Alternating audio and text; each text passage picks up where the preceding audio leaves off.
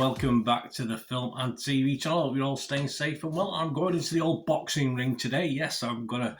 Is it a knockout? I'm gonna land or get? I'll probably get knocked out myself. In fairness, we're gonna have a look at a little film called Big George Foreman: The Miraculous Story of the Once and Future Heavyweight Champion of the World. Or simply Big George Foreman. Yeah, probably stick at that, shall we? Please, if you are new to the channel, push that subscribe button, push the bell notifications. All things film and TV, reviews, information, blogs, lots of stuff. Jump on board, spread the word. All your comments very welcome on this film or anything to do with film and TV. It'd be great to hear from you. And you can smash that little like button for me. I'm trying to get at least 10. I'm getting up there. I'm getting close now. If we can get 10 likes for these vlogs, yeah, I'd be very grateful. It just looks nice. Double figures, doesn't it? That's for sure. So help me get towards that, guys. Right, Big George Foreman, we'll simply call it. 129 minutes. Long. Could have been longer. This would have suited a mini-series. So, but more of that in a moment, because a lot of people are a little bit unsatiated with what we get. That's probably a good word. A 12A certificate, of course, a biographical sports drama directed by George Tillman Jr.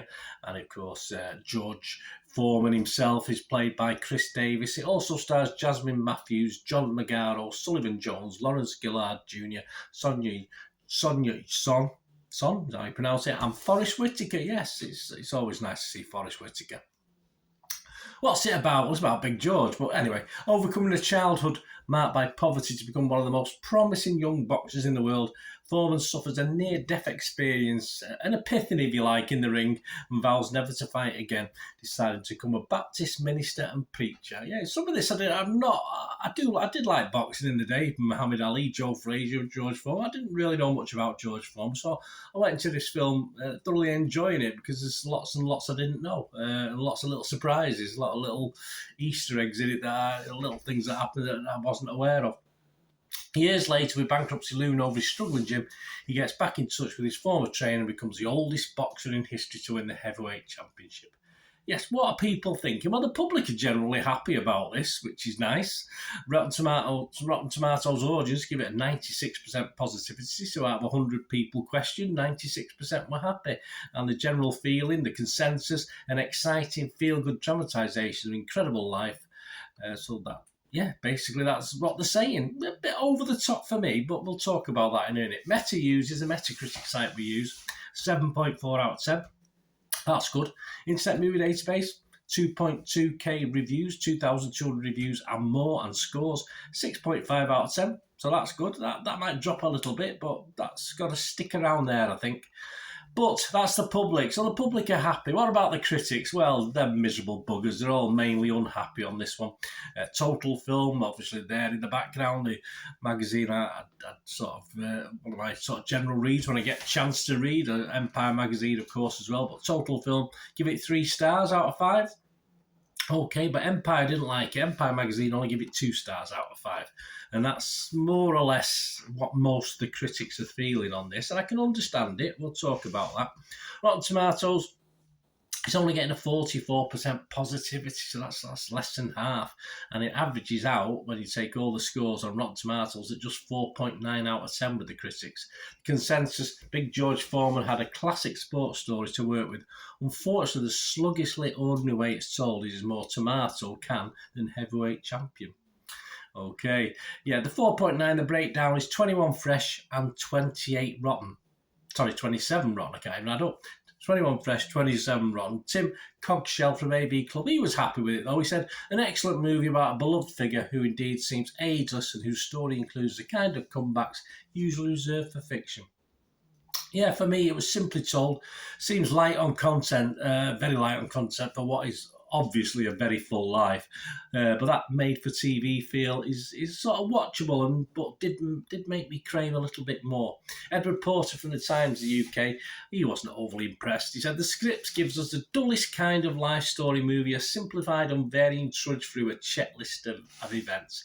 And again, I can't totally disagree with that. It could have had a lot more right hooks and oomph to it. So I can see where the criticism is coming from. Metacritic, the other site we look at, an average of just 45 out of 100. So a little bit higher positivity, but not much. That's just based on 11 critics. So only 1 was positive, 7 were mixed. Okay, I can understand that. But 3 were negative. Yeah, I wouldn't go full hog on negative on this. But again, very, I'm not sitting on the fence. I can just appreciate why people were negative.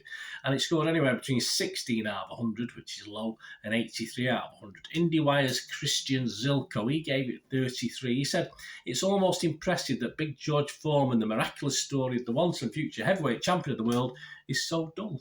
Certainly the title, isn't it? Although he could fall asleep pronouncing it. Yeah, for me, on the big screen, yes, I probably would have been disappointed if I'd gone to a cinema with my popcorn and my Coca-Cola and other brands are available and watched this. But on a small screen, and with a cup of tea and a cookie, it was fine. It was fine. It was okay. It was okay. The Guardian's Peter Bradshaw, he liked it a little bit more. He gave it 60. He said, the movie thumps through successive events of Foreman's amazing life in efficient, unsubtle, on-the-nose style, skating over his many marriages a little. Yes, so I think, again, yeah, absolutely. There's a lot more not said than there is said, and there's a lot. I'm sure he comes out of this looking perhaps a lot nicer than. I mean, we all have something to us, don't we? Even us so apparently nice people. So he does come out of this a little bit too, not saintly, but certainly comes out of it very well. But yeah, there's some discontent from some quote. I can fully understand that.